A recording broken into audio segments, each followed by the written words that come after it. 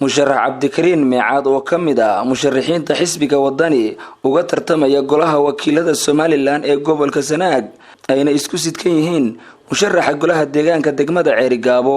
Yaasiin Xasan Daayane ayaa cududooda taageero ku soo bandhigay fagaaraha beerta xurriyadda ee magaalada Ceerigaabo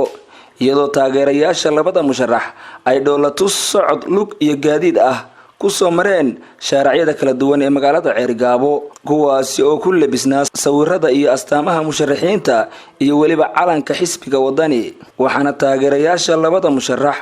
oo si weyn isugu soo abaabulay isla markaana tiro badnaa ay aakhirkii isugu soo biyashubteen fagaaraha beerta xurriyadda ee magaalada Ceerigaabo oo ah halka loo asteeyay in musharaxiinta xisbiyadu ay ku soo bandhigaan ololahooda waxaana halkaasi ay labada musharax ee kala ah cabdikariin meecaad iyo Yaasiin Xasan Daayane ay kala hadleen taageerayaashooda iyagoona uga mahad celiyay cududooda taageero gobolku wuxuu u baahan yahay horumar dhinac walba taabanaya horumarka gobolka horaha loo mariyo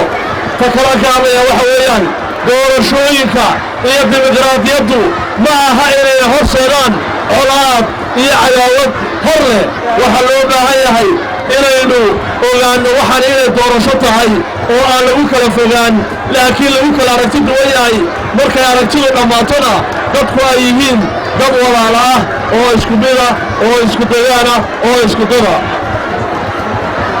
aniga astaanteedu waxa weeyaan waa cagaf waxay la sharaxan musharax golaha deegaanka Yaasiin Xasan Daayane waxaa lagu magacaabaa macalinka iyo madaniga insha Allah ballanteedu waxa weeyaan macalinka iyo madaniga haddii la yiraahdo inay codka wuridaan koob iyo soddonka iyo cagafta iyo 313 astaanteeda aqoonsiga waa 313 waxay la sharaxan meecaad oo madanigi ah oo ay astaantiisu tahay cagaf waxaad la beegsanaysaa koob iyo soddonka May madaniga iyo macalinka oo ay astaamahooda kala yihiin cagafta iyo nambarka 313